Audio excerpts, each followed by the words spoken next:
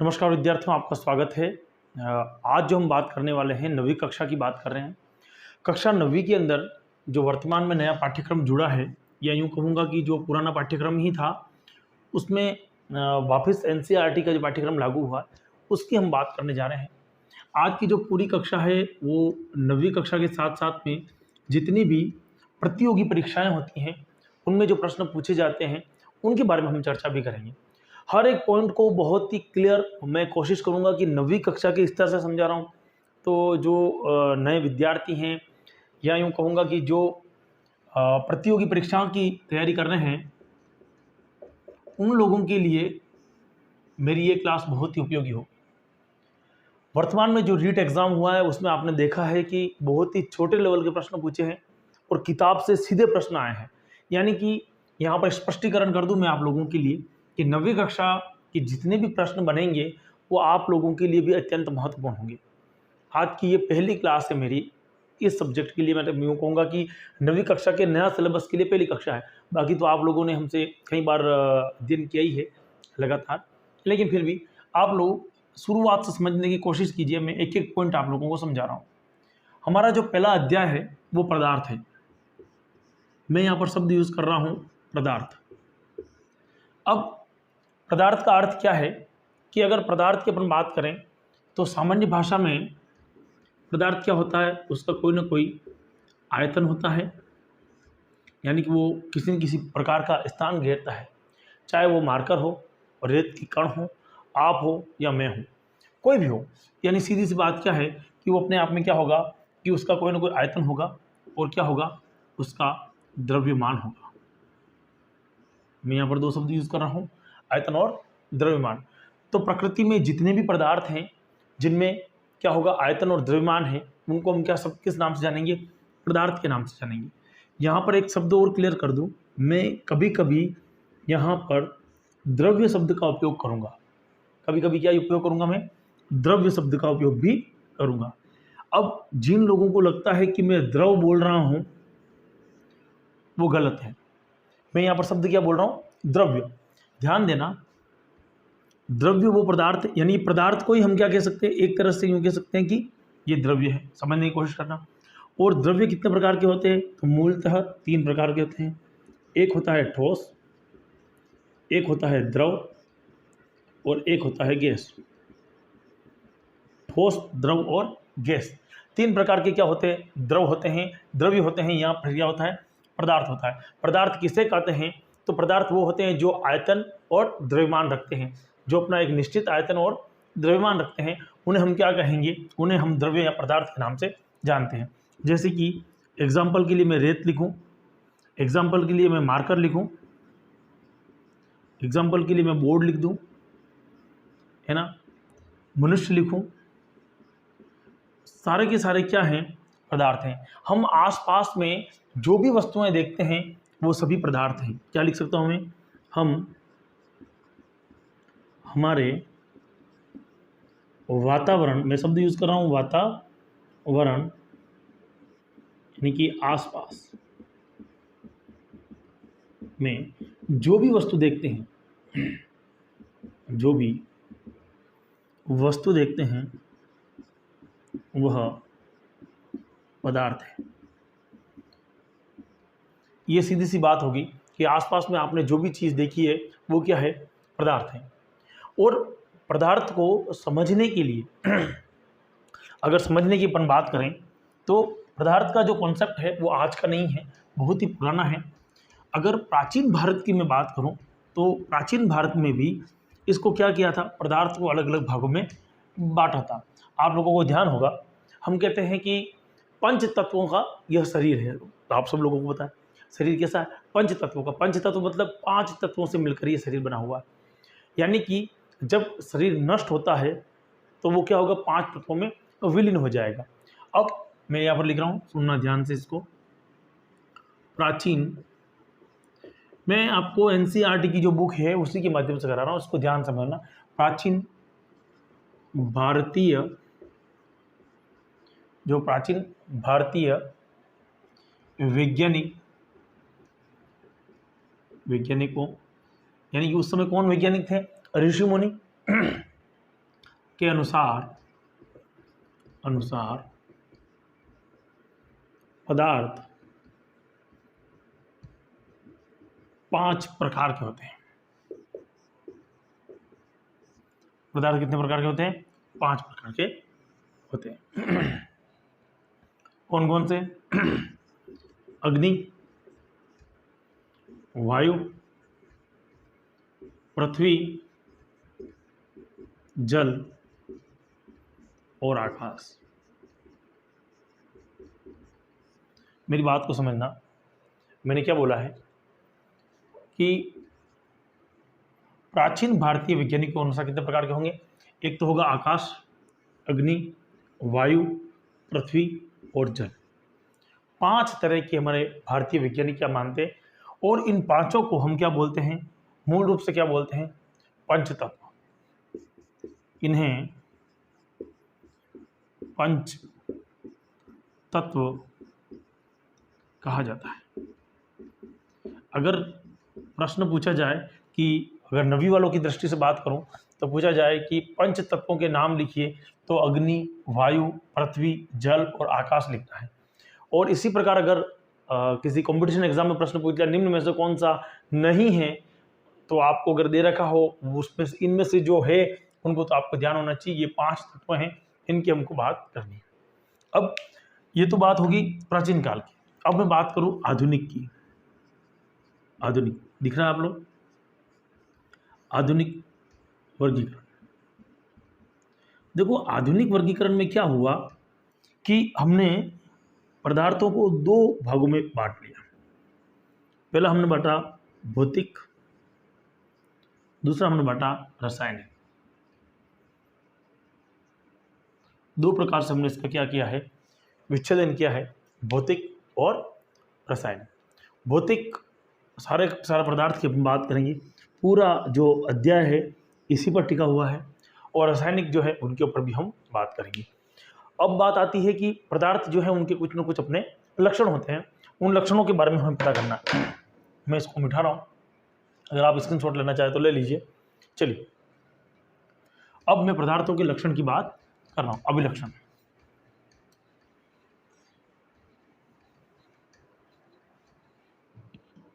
मैं लिख रहा हूँ पदार्थों के अभिलक्षण। वो कौन कौन से अभिलक्षण हैं जिनकी हम बात कर रहे हैं? एक पदार्थ के अंदर वो कौन कौन से गुण होते हैं, है ना, उनकी हम पूरी की पूरी व्याख्या करते हैं। सबसे पहले आता है कि पदार्थ क्या है? पदार्थ सूक्ष्म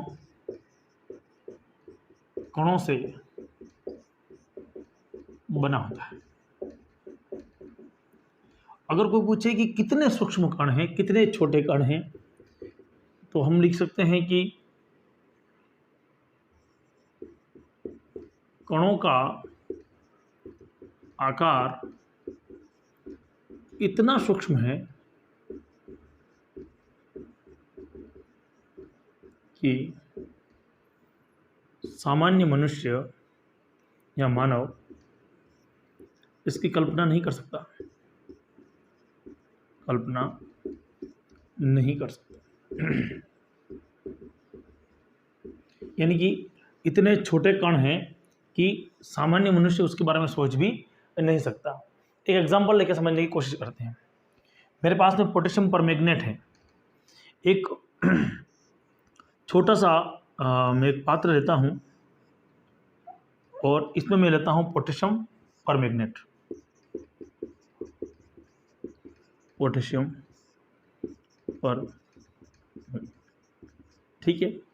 और एक बड़ा सा पात्र लेता हूं जिसमें इसकी कुछ बूंदे मैं डालता हूं, और आपको पता है कि इसका कलर क्या हो जाएगा? चेंज हो जाएगा। अब इसमें से कुछ पात्र का जो रंग आया है उसमें से 20 ml, ये हमने पहले 20 ml ही लिया था, तो 20 ml वापस ले लूँगा मैं इसमें से। 20 ml को मैंने क्या कर दिया? वापस बाहर निकाला। अब इस पूरे विलियन में से 20 ml निकाला, ठीक है ना। यहाँ पर विलियन और विलियन, ये ध्यान रखना, कुछ पॉइंट है, मैं इसको यहाँ पर एक साइड में लिख रहा हूँ। चलो, मेरे को याद रखेगा। एक तो है विलियन, एक आता है विले, एक आता है विलायक। इन पर मैं बात करूंगा, आगे वाले टॉपिक में मुझे वैसे भी करनी है, लेकिन कुछ अभी से मैं हाईलाइट कर दूंगा ताकि आप लोगों को ध्यान रहेगा। हम इस पर चर्चा करने वाले हैं। उससे पहले तो मैंने इसमें से 20 ml ले लिया और एक बड़े से पात्र में, जो कि मेरे पास 100 ml पहले से था, ये भी 100 ml था, है ना, उसके अंदर मैंने डाल दिया। फिर ये क्या होगा, तनुकृत शब्द हो गया। क्या हो गया, तनुकृत। अब यहाँ पर एक शब्द क्या आया, तनु। नवी वाले ध्यान देना, ये शब्द भी आपके लिए नया है। तो ये क्या हो गया, विलियन, यानी कि बड़े से पात्र के अंदर वापस डाल रहे हैं, और आप लोगों ने ऐसा किया हुआ भी है। ये तो एक बात हुई प्रयोगशाला की। आप हमारे दैनिक जीवन में हम यूज़ करते हैं, उसको देखते हैं। आप लोगों ने देखा होगा कि जब आप चाय पीते हैं और चाय के अंदर आपने पानी मिला के, या जैसे चाय बनाई तैयार की, कभी पानी की मात्रा ज़्यादा होगी या दूध की मात्रा ज़्यादा होगी, वैसी परिस्थिति में आपने जो मापदंड लिया था कि भाई मुझे 2 चम्मच शक्कर डाली है या 3 चम्मच डाली है, वो आपका बिगड़ जाएगा और चाय कैसी हो जाएगी, फीकी हो जाएगी। तो यानी क्या हुआ, तनु हो गई। और अगर आप उसमें और पानी डालेंगे तो और चाय क्या होगी, फीकी होती जाएगी। जितना पानी आप मिलाते जाएंगे उतनी चाय फीकी होगी। या जैसे कि आपका नींबू पानी है, नींबू पानी में आप जितना पानी मिलाएंगे उसमें मिठास उतनी कम होती चली जाएगी। उस मिठास का कम होना क्या कहलाएगा, तनुकरण, यानी कि सांद्रता ज़्यादा मिठास, यूँ समझ लीजिए कुछ देर के लिए। तो मैं कुल मिला के आपको ये कह रहा हूँ कि पोटेशियम परमैंगनेट है, उसको हमने क्या किया, लगातार हम उसमें पूरा पात्र में हमने उसको उड़ेला 20 ml को, और पूरे को हिलाने के बाद उस 220 ml में से 120 ml में से हमने दूसरे में लिया। यानी कि थोड़ा थोड़ा पात्र देखेंगे तब भी उसका कलर सुरक्षित रहेगा। यानी कण इतने सूक्ष्म हैं कि लगातार क्या हो रहे हैं, स्थानांतरित हो रहे हैं। यानी कि हम कल्पना भी उसके बारे में नहीं कर सकते। कणों का लगातार एक स्थान से दूसरे स्थान पर क्या हो रहा है, स्थानांतरण हो रहा है। यानी कणों का स्थानांतरण हो रहा है। आप थोड़ी कल्पना करो कि यहाँ पर जब हमने 20 ml को 100 ml में मिलाया था, कण तो 20 ml थे, और 20 ml जाकर के उस 100 ml में पूरे के पूरे क्या हो गए, फैल गए, उसमें पूरे के पूरे मिल गए। अब पूरे के पूरा मिल जाना यानी कि जगह होनी चाहिए। आप एक काम करते हैं, हम एक प्रयोग करके देखते हैं इसको समझने के लिए।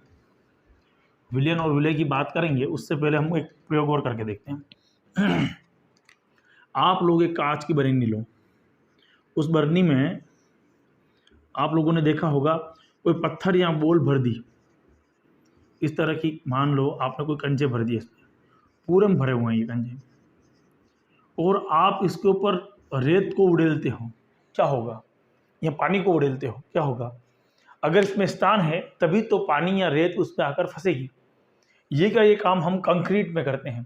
कंक्रीट में जब सीमेंट मिलाते हैं और उसमें रेत मिलाते हैं, तो रेत और सीमेंट उस कंक्रीट के बीच वाले स्थान में जाके फंस जाती है, और फंसने के बाद में क्या होगा, पकड़ बनती है। अगर ये गैप नहीं होता तो क्या उसमें कोई चीज़ आके फंसती, क्या नहीं फंसती। यानी कि ये तो मैंने आपको एक समझाने की दृष्टि से उदाहरण लिया। यानी कि जितने भी पदार्थ हैं उन पदार्थों के मध्य में क्या होगा, रिक्त स्थान होगा। इसीलिए उस रिक्त स्थान के कारण ही पदार्थ किसी दूसरे पदार्थ को अपने अंदर क्या करेगा, घोलेगा, ये घोलने का काम करेगा। चलिए, ये बात हुई। इसमें यहाँ पर 2-3 चीज़ें मैंने आपको कही थी। एक तो तनु शब्द मैंने उपयोग किया था, तनु, और तनु के साथ में आता है एक सांद्र, सांद्र, है ना। यानी कि तनु का मतलब ये हुआ जब कोई सांद्र पदार्थ, सांद्र का मतलब क्या हो गया, जो कि 100% है, यूँ मान लीजिए 1 मिनट के लिए, उसमें आप जल की जितनी मात्रा मिलाएंगे वो तनु होता जाएगा। कुछ देर के लिए हम तनु और सांद्र की परिभाषा इसी प्रकार ले रहे हैं, उसके बाद में इसको और स्पष्ट करूंगा मैं आप लोगों के सामने। पहले मैं आपको एक टॉपिक आया था विलयन, इसको समझा देता हूँ। बात हम पदार्थों के अभिलक्षण की कर रहे हैं, लेकिन उसमें एक शब्द आया था विलयन। देखिए, ये मेरे पास में एक बीकर है, इसमें मैंने पानी भर रखा है, ये जल है ना। जल को अभी मैं विलायक बोल रहा हूँ, विलायक, क्या बोल रहा हूँ मैं, विलायक, घोलने वाला, लायक है ये, है ना। और मैंने इसमें 2 चम्मच शक्कर मिलाई। शक्कर कम है इसलिए ध्यान देना, शर्करा जो है, शक्कर जो है वो कम है, इसलिए मैं से बोल रहा हूँ विलेय। क्या बोल रहा हूँ उसको, विलेय। शक्कर कम है इससे क्या बोल रहा हूँ, विलेय। और ये क्या है, जब कोई पदार्थ किसी पदार्थ में घुलता है तो जो घोलता है उसे हम क्या बोलते हैं, विलायक। क्या बोलेंगे उसको, विलायक। और जो घुल रहा है जो खुद घुल रहा है उसे हम क्या बोलेंगे, विलेय। शक्कर क्या है, विलेय है। और पानी उसको घोल रहा है अपने अंदर, खुद के अंदर, वो क्या है, विलायक है। पानी और शक्कर यानी कि विलेय और विलायक दोनों को विलयन बोलते हैं। मेरी बात समझ में आई? मैंने क्या बोला, शक्कर को और पानी को, दोनों को एक साथ में जो शक्कर का पानी बना है उसको हम क्या बोलेंगे, विलयन बोलेंगे। ध्यान देना, विलेय कम होता है इसलिए अक्षर भी कम है, विलेय। विलायक जो अपने अंदर घोलने की क्षमता रखता है उसे लायक बोलते हैं इसलिए। और ध्यान रखना, विलयन जिसमें विलेय और विलायक दोनों होते हैं उसे क्या बोलते हैं अपन, विलयन बोलते हैं। तो ये हमारे पास में गुण था, पहला वाला गुण हमने जिसकी बात करी भौतिक स्वरूप के अंदर, कि पदार्थों के जो गुण हैं हमने उन गुणों के अंदर बात करी कि पदार्थ क्या होता है अपने अंदर घोलने की क्षमता रखता है या छोटे छोटे कणों से मिलकर बना होता है। इसी का दूसरा गुण अपन लेते हैं। दूसरा गुण क्या होगा, तो इसको मैं मिटा रहा हूं। तो दूसरा गुण होगा हमारे पास में, पदार्थ कैसा होगा, सतत या असतत प्रकार का हो सकता है, का हो सकता है। क्या मतलब हुआ इस बात का, यानी कुछ वैज्ञानिक कहते हैं कि जो पदार्थ है वो लकड़ी के समान एकजुट होता है और वो सतत है। लकड़ी के समान एकजुट है। आपने देखा होगा लकड़ी, आप पत्थर मारोगे तब भी जाके बहुत मुश्किल से लकड़ी टूटती है, यानी कि वो सतत है। जबकि कुछ वैज्ञानिक मानते हैं कि पदार्थ असतत है, यानी कि रेत के कण के समान है, कण के समान है ना। पदार्थ कैसे हैं, रेत के कण के समान है। तो पदार्थ छोटे छोटे कणों से मिलकर बना हुआ है, ये हमने अभी पोटेशियम परमैंगनेट वाला जो उदाहरण था उससे देखा। और सतत और असतत की अपन ने बात करी। रिक्त स्थान की अपन ने बात करी, शर्करा का घुल जाना। शक्कर में हम जो बात कर रहे थे, जैसे कि आपने नींबू पानी बनाया उसमें नींबू का भी घुल जाना और शक्कर का भी घुल जाना, और जितने दूसरे पदार्थ आप डाल रहे थे उसमें उनका विलय हो जाना, ये पदार्थ का सतत और असतत गुण को व्यक्त करता है। कैसे व्यक्त करता है, फॉर एग्जाम्पल हम लेते हैं, एक एग्जाम्पल लेकर समझते हैं इस चीज़ को। मान लो मेरे पास में एक बीकर है ना, बीकर समझते हैं, कांच का वो पात्र जिसमें कि हम कोई भी विलयन रखते हैं, और इसमें हमने 100 ml पानी ले रखा है। कितना ml पानी लिया है, 100 ml पानी लिया है, और मैंने इसमें 1 चम्मच शर्करा या नमक को घोल दिया। तो भी उसके बाद अगर मैं उसको देखता हूँ या मापने की कोशिश करता हूँ तो क्या होगा, 100 ml ही रहेगा। मैंने 1 चम्मच अगर उसमें शर्करा को घोला है, उसके बाद भी उसके किसी प्रकार में कोई परिवर्तन मुझे नज़र नहीं आ रहा है। और यहाँ भी ऐसा भी नहीं होगा कि इसका मान बढ़कर इस तरह से ऊपर आ गया हो, नहीं, एकाएक ऐसा नहीं होगा।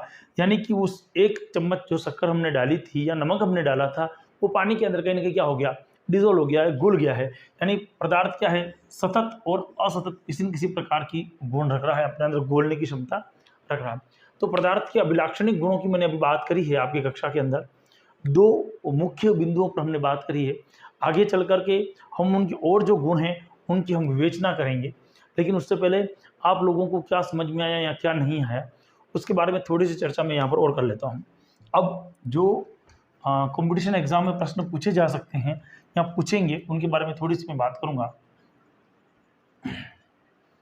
वो पूछ सकता है आपसे कि जो पदार्थ है, पदार्थ की परिभाषा, अब डायरेक्ट तो परिभाषा पूछेगा नहीं है ना, ये आप लोगों के लिए प्रतियोगी परीक्षा वालों के लिए बड़ा महत्वपूर्ण है।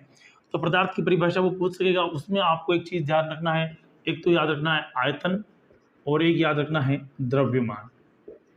पूरी क्लास का मैं सार बता रहा हूँ। अगर आपको प्रश्न पूछ ले कि पंच तत्व, तो आपको पता है आकाश, पृथ्वी, अग्नि और जल के साथ में वायु। अगर आपको पूछ ले कि आधुनिक परिभाषा या आधुनिक और वर्गीकरण पदार्थ का तो दो प्रकार का है, भौतिक और दूसरा रसायन। और पदार्थ अगर प्रश्न पूछे कि किसी शक्कर का जल में घुलना दर्शाता है, क्या दर्शाता है जल में घुलना? तो कणों के रिक्त स्थान को, कणों के रिक्त स्थान को। ध्यान देना, वो 4-5 ऑप्शन देगा आपको कि इसका दर्शाने के लिए कणों का रिक्त स्थान हो सकता है, या वो दे देगा कि लेवल ऊपर बढ़ने को दर्शा रहा है। कोई ना कोई चीज़ ऐसी होगी, पर हमको ध्यान के रखना है कि कण उसमें जाके समाहित हो रहे हैं, कणों के रिक्त स्थान को। और अगर वो पूछे आपको प्रश्न कि तनुकरण पर प्रश्न पूछ ले कि पदार्थ को लगातार तनु करने पर भी रंग का बना रहना गुण है। अगर वो पदार्थ का जो रंग है, अगर हम पोटेशियम परमैंगनेट डाला, उसके बाद हमने उसमें से कुछ पदार्थ को 20 ml निकाल दिया, फिर 100 ml में डाला, फिर 20 ml निकाल दिया, फिर 100 ml में डाला, लगातार हम घोलते गए और चलते गए, तब भी उसका जो रंग बच जाता है, वो किस प्रकार का उदाहरण है? तो हम कहेंगे कि पदार्थ का कणों का अत्यधिक सूक्ष्म होना। क्या उत्तर होगा? पदार्थ के कणों का अत्यधिक सूक्ष्म होना।